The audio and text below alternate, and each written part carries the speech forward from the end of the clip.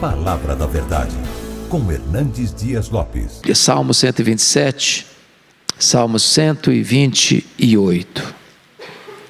E esse texto diz o seguinte: se o Senhor não edificar a casa, em vão trabalham os que edificam. Se o Senhor não guardar a cidade, em vão vigia a sentinela.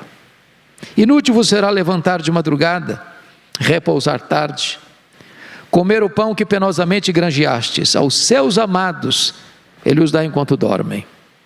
Herança do Senhor são os filhos, o fruto do ventre seu galardão. Como flechas na mão do guerreiro, assim os filhos da mocidade. Feliz o homem que enche deles a sua aljava, não será envergonhado quando pleitear com os inimigos à porta. Bem-aventurado aquele que teme ao Senhor e anda nos seus caminhos. Do trabalho de tuas mãos comerás, feliz serás, e tudo te irá bem. Tua esposa no interior de tua casa será como a videira frutífera, teus filhos como rebentos da oliveira à roda da tua mesa. Eis como será abençoado o homem que teme ao Senhor. O Senhor te abençoe desde Sião, para que vejas a prosperidade de Jerusalém durante os dias de tua vida. Vejas os filhos de teus filhos, paz sobre Israel. Amém, amém. Bom, vocês sabem que o livro de Salmos é o livro das canções e das orações do povo de Deus. Este é o maior livro da Bíblia, e este foi o livro que mais tempo se demorou para ser escrito. Aproximadamente 1000 anos para ser composto, porque você tem salmos de Moisés, como o Salmo 90, que viveu 1500 anos antes de Cristo. Você tem salmos de Salomão, o Salmo 127 é de Salomão, que morreu no ano 931 antes de Cristo. E você tem salmos pós-cativeiro babilônico, como o Salmo 126. Os salmos têm vários autores, como Davi, Asaf, os filhos de Coré, Moisés, Salomão, e outros autores que nós não sabemos o nome, autores anônimos. Os salmos não são apenas palavra de Deus a nós, mas também os salmos falam por nós. É por isso que você tem salmos de louvor, salmos de lamento, salmos de penitência, salmos messiânicos, até salmos imprecatórios.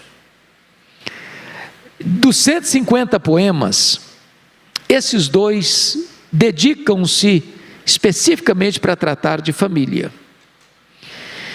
E eu gosto de uma abordagem que olha esses dois salmos como um conjunto, um fazendo parte do outro, como que sequenciando o outro. E gostaria então de olhar esses dois salmos como 4 fases, 4 períodos da família.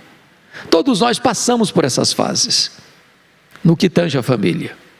Então, olhe comigo, a primeira fase da família está contemplada aí nos versos 1 e 2 do Salmo 127. Esta é a fase inicial, esta é a fase do casamento, essa é a fase onde um homem e uma mulher se unem em matrimônio, estão constituindo família, estão plantando este lar, estão sonhando com a sua história. E a primeira verdade que Salomão vai apresentar é que a melhor estrutura para uma família é edificá-la sobre a pessoa de Deus. Você pode ter dinheiro, você pode ter sucesso, você pode ter tudo que o mundo lhe oferecer, mas a maior necessidade de uma família é construí-la, é edificá-la sobre este fundamento que é Deus. Se o Senhor não edificar a casa, em vão trabalham os que a edificam. Ele olha no conjunto maior para a cidade, que é um conjunto de famílias, e diz: se o Senhor não guardar a cidade, em vão vigia a sentinela. Pegando carona no sermão, chamado Sermão de Jesus, o Sermão do Monte, Jesus termina o sermão dizendo que há 2 tipos de pessoas no mundo: as pessoas sábias e as pessoas insensatas. A sábia é aquela que escuta e que obedece. O insensato é aquele que ouve e não põe em prática. E ele conta uma ilustração para representar essas duas pessoas. O sábio é aquele que constrói a sua casa sobre a rocha. O insensato é aquele que constrói a sua casa sobre a areia. A diferença entre uma pessoa sábia e insensata não é aquilo que você vê aos olhos humanos. Se você olhar uma casa, você vê telhado, você vê parede, você vê compartimentos, mas você não vê o que está lá dentro, no fundamento. Só a tempestade revela isso. Porque as circunstâncias que acontecem na vida de uma pessoa que conhece a Deus, para uma pessoa que não conhece a Deus, é a mesma. Cai a mesma chuva no telhado, sopra o mesmo vento na parede, bate o mesmo rio no alicerce. Uma casa fica em pé, a outra desaba. Então a primeira verdade que o salmista está mostrando para nós é que se nós queremos uma família bem-aventurada, nós precisamos edificá-la sobre Deus. Se o Senhor não edificar a casa, em vão trabalham os que edificam. Mas o verso 2 diz algo interessante. Todo casal, quando casa, via de regra, a não ser que nasça num berço de ouro, que já nasça com bens legado pelos pais, ele começa a pensar no seu patrimônio, em construir sua vida, em trabalhar, em fazer o seu pé de meia. E muitas vezes o casal, no começo, pode cometer um grande erro, de se dedicar tanto ao trabalho, e se envolver tanto com o trabalho, pensando no futuro, na sua estabilidade financeira, que perca de vista as prioridades da vida. Olha o verso 2: inútil vos será levantar de madrugada, repousar tarde, comer o pão que penosamente granjeastes, aos seus amados ele o dá enquanto dormem. O que é que o texto está dizendo? Busque as primeiras coisas primeiro, porque se você colocar dinheiro no lugar de Deus, e colocar dinheiro no lugar do cônjuge, você vai trabalhar demais, você vai correr demais, você não vai ter tempo, você vai levantar de madrugada, você vai dormir tarde, você vai comer apressadamente o seu pão, esquecendo de uma verdade elementar: aos seus amados Deus o dá enquanto dormem. Quem abençoa é Deus, quem dá prosperidade é Deus, quem abre portas é Deus, quem dá inteligência é Deus, quem dá estratégias é Deus, quem leva você para frente é Deus. Então bote Deus em primeiro lugar na sua vida, na sua agenda, no seu casamento, na sua família, e as coisas vão acontecer. Ele é o protetor da família e Ele é o abençoador da família para que ela encontre prosperidade. Essa é a primeira fase, a fase do casamento. Mas vem a segunda fase da família, é a fase da chegada dos filhos. Confira comigo o versículo 3 até o 5. E aí ele começa a trazer algumas imagens para nós. Herança do Senhor são os filhos, o fruto do ventre, o seu galardão. Primeira coisa, e aqui como casal que apresentou suas filhas hoje para o batismo, me permita dizer isso: Maguila e Bela, a Vitória e a Estela são o maior presente de Deus para vocês. Mais do que uma casa, mais do que uma propriedade, mais do que um carro, mais do que as viagens, mais do que tudo que vocês já viram e conheceram e experimentaram. A maior dádiva de Deus nesta vida para vocês, depois da salvação em Jesus, são essas duas meninas. Os nossos filhos são a herança de Deus. Herança é aquilo que você recebe para cuidar. Os nossos filhos são a herança de Deus. Mas saber que os nossos filhos são a herança de Deus dentro da doutrina do pacto, é saber que estas crianças, esses filhos estão debaixo da bênção de Deus, das promessas de Deus, da salvação de Deus, do cuidado de Deus, porque Deus prometeu ser o nosso Deus e o Deus dos nossos filhos de geração em geração. Como dar descanso para os pais esta verdade? Porque às vezes os filhos podem ter também suas lutas, seus dissabores, seus dilemas, e você nunca vai abrir mão desta verdade. Meus filhos, minhas filhas são herança de Deus, são propriedade de Deus.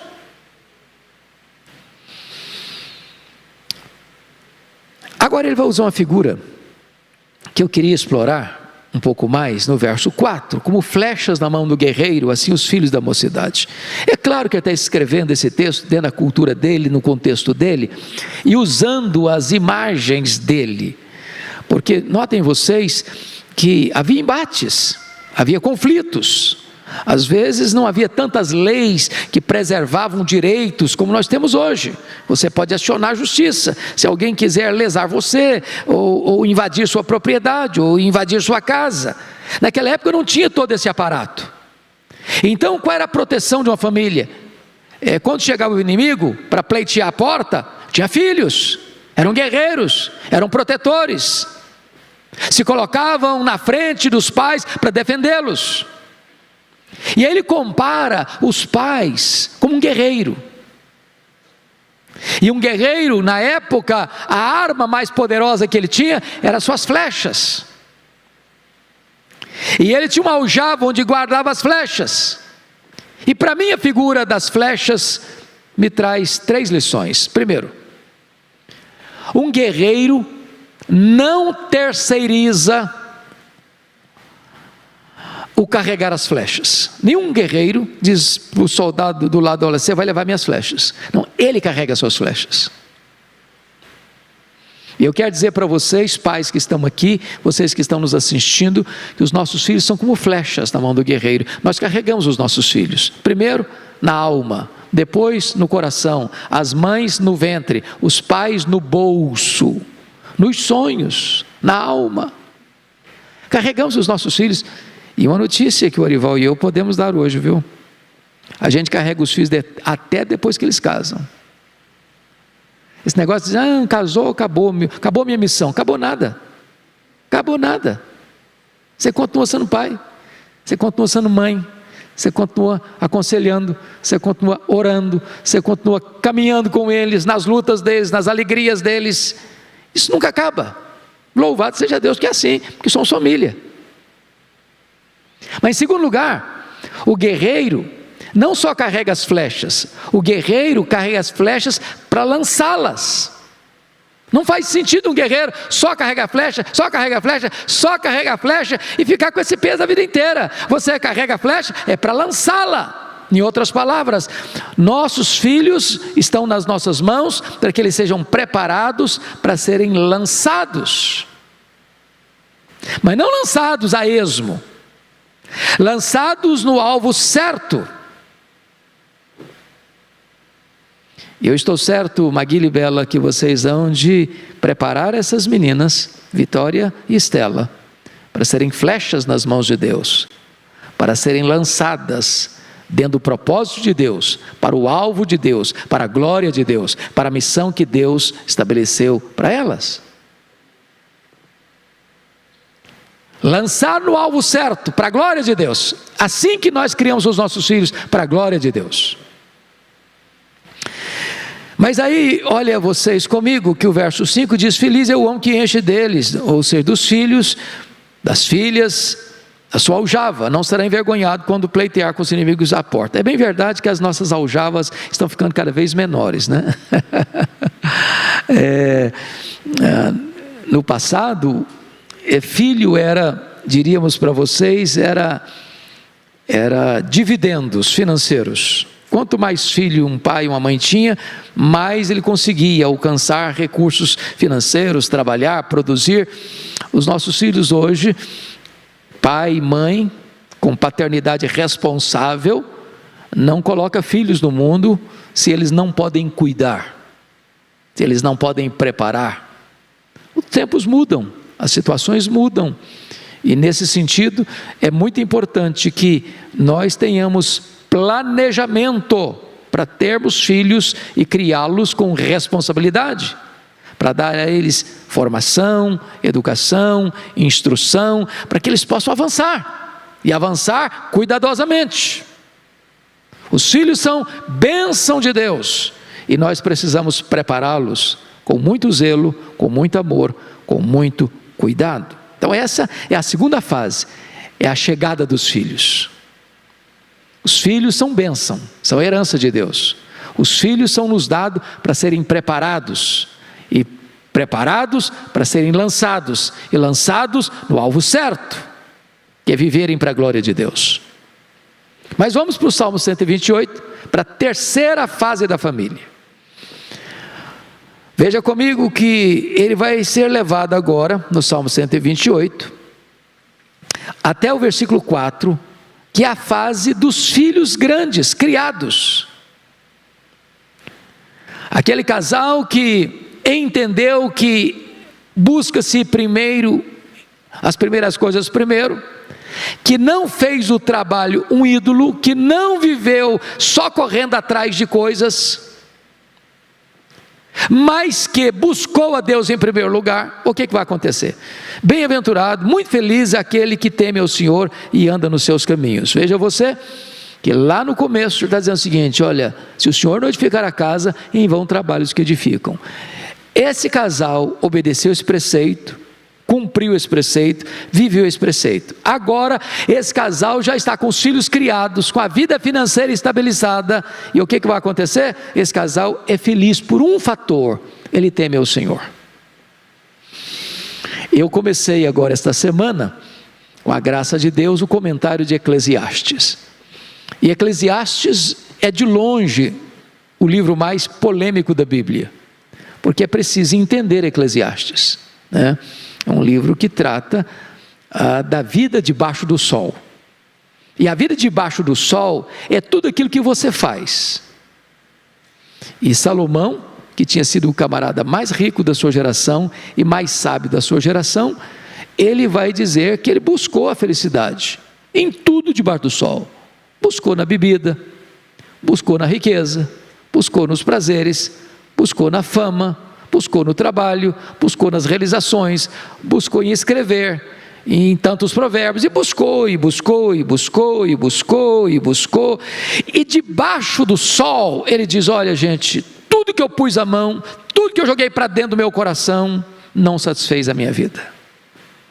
Bolha de sabão, vaidade. E ele vai dizer uma coisa importantíssima: a vida, o significado da vida não está nas coisas que você faz debaixo do sol, mas naquilo que está acima do sol. E ele vai concluir esta obra incrível, o livro de Eclesiastes, dizendo o seguinte: você quer saber de uma coisa? A suma de tudo é isto: temer a Deus e guardar os seus mandamentos. Então, qual é o homem feliz? Qual é a mulher feliz? Qual é o homem bem-aventurado? Qual é a mulher bem-aventurada? É aquele que teme ao Senhor. Temer ao Senhor é o segredo da vida. Aliás, é o único freio moral que pode livrar os nossos pés da queda, o nosso coração da soberba, é temer a Deus.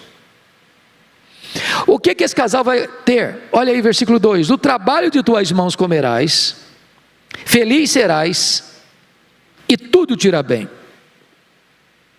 Em outras palavras, não há aqui uma vírgula sequer de qualquer atitude que não seja lícita. Não há corrupção, não há violência, não tomou o que é do outro. Ele está dizendo aqui que do trabalho de tuas mãos comerás, feliz serás, tudo te irá bem. Aqui tem um princípio: ou com muito, ou com médio, ou com pouco, você vai ser feliz. Por uma razão: a fonte da sua felicidade não está nas coisas, está em Deus.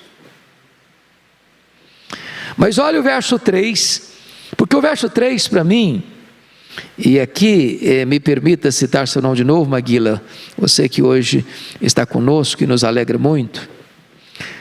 Ele está olhando a perspectiva do marido e ele diz: tua esposa no interior da tua casa será como a videira frutífera, teus filhos como rebentos da oliveira ao redor da tua mesa.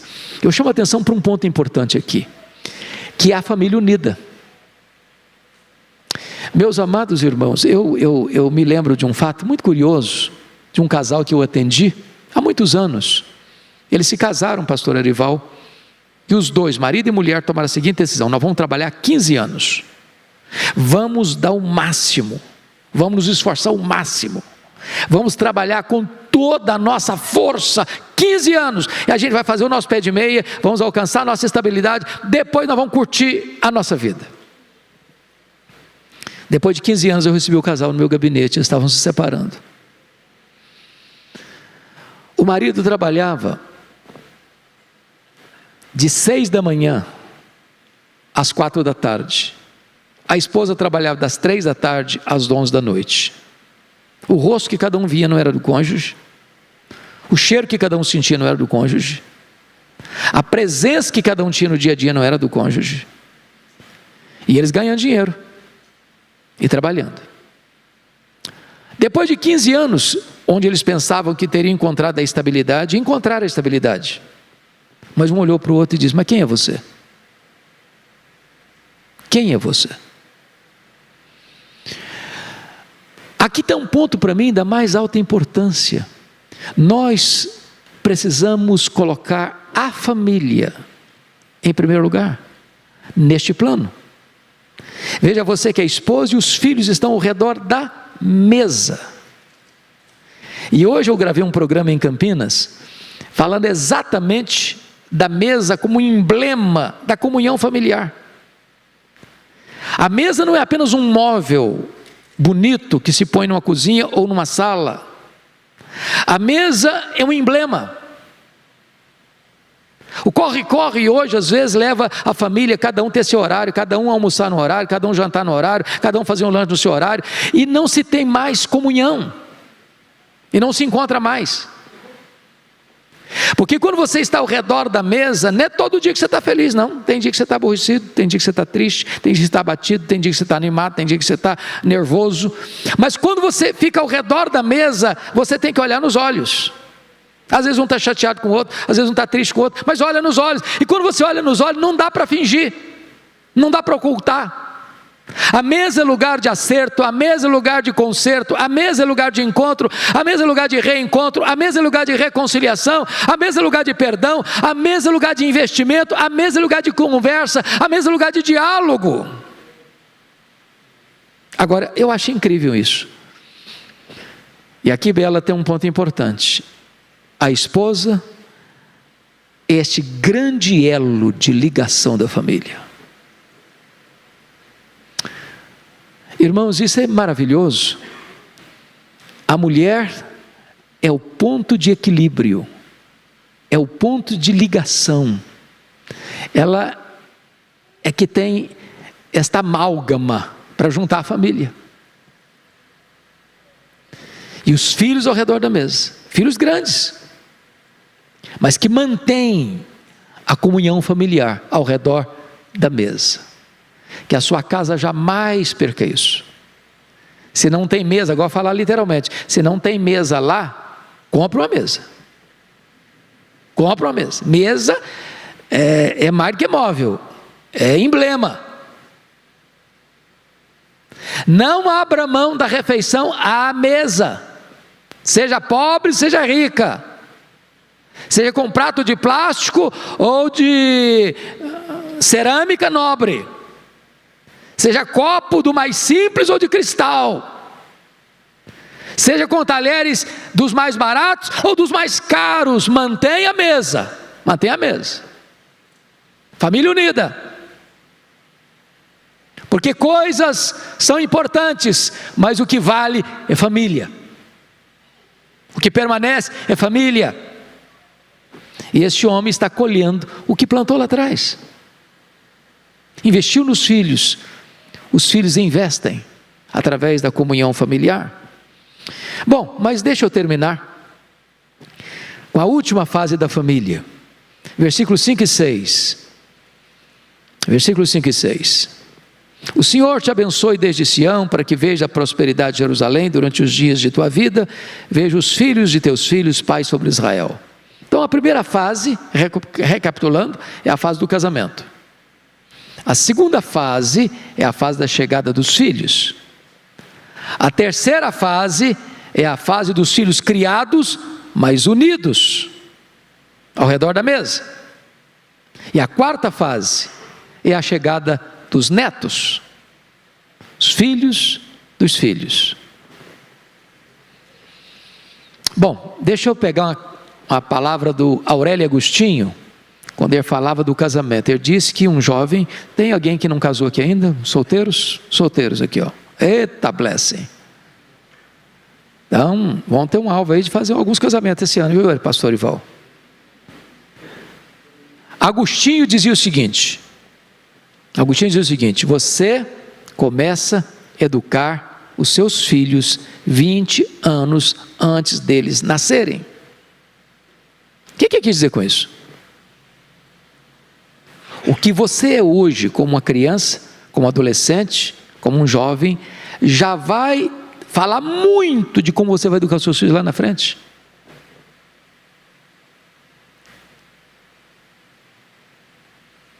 Então, quem tem filhos pequenos, já comece a pensar lá na frente, com quem seus filhos vão se casar.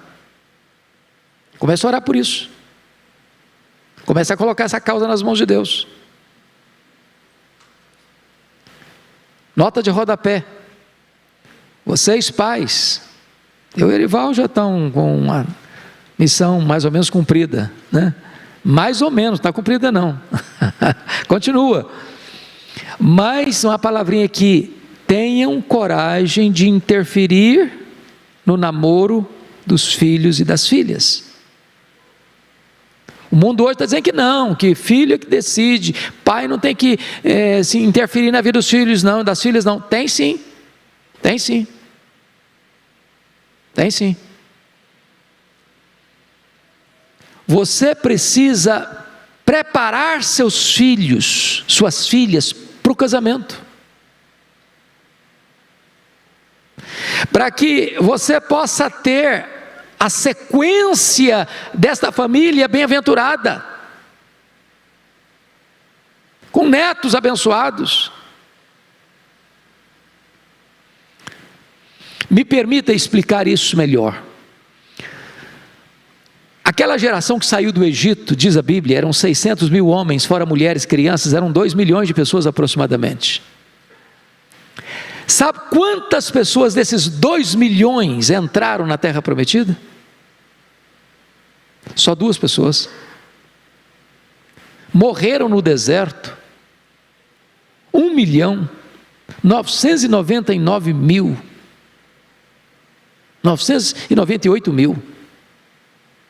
Só entraram 2 pessoas.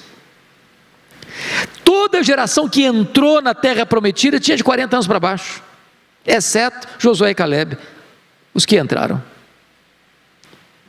Aquela geração que entrou não conseguiu passar o bastão da fé para os seus filhos, e diz a Bíblia que a terceira geração não conhecia Deus mais. Então, se nós queremos a bênção de Deus na nossa vida, a gente não pode pensar só na gente. A gente pensa nos filhos, pensa e ora para que esses filhos se casem e se casem bem, construam boas famílias, famílias boas, estruturadas, crentes, fiéis, para que tenham filhos crentes, fiéis, para que tenham bisnetos crentes e fiéis, para que a terceira, a quarta, a 10ª, a 1000ª geração conheça a Deus. Nós não podemos ser como Ezequias. O rei Ezequias foi um homem de Deus, mas cometeu um erro gravíssimo na vida. Ele não pensou na futura geração. Ele não treinou seu filho Manassés. Manassés nasceu 3 anos depois que foi curado, um milagre. Ele devia pegar aquele menino que era o herdeiro do trono: meu filho, eu vou ensinar você, eu vou andar com você, eu vou discipular você, eu vou instruir você, eu não vou abrir mão da sua vida, aquilo que eu creio eu vou passar para você, para que você creia, para que você conheça a Deus. No dia que o profeta confrontou o rei Ezequias sobre as tragédias que seriam chegadas à família dele, à nação dele, ele disse assim: boa essa palavra, pelo menos eu terei paz nos meus dias. Depois que eu morrer, eu não estou nem aí. Depois que eu for embora, não interessa o que vai acontecer com a minha família, não. Eu quero encorajar todos vocês aqui a nós não abrirmos mão dos nossos filhos, dos nossos netos, dos nossos bisnetos, daqueles que ainda vão nascer, para que eles conheçam a Deus e andem com Deus. Para que através dos nossos filhos, netos, bisnetos e outras gerações, aconteça o que está escrito aqui: veja os filhos de teus filhos, paz sobre Israel. Que a nossa família contribua para a nossa nação, para que a nossa nação seja uma nação de paz e de prosperidade. Essa é a palavra shalom, paz e prosperidade. Que Deus nos abençoe. Deus abençoe você, Maguila.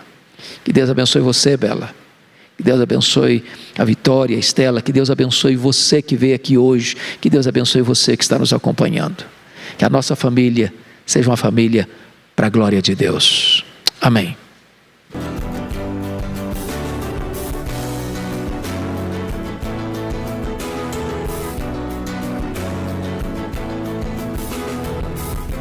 Palavra da Verdade, com Hernandes Dias Lopes.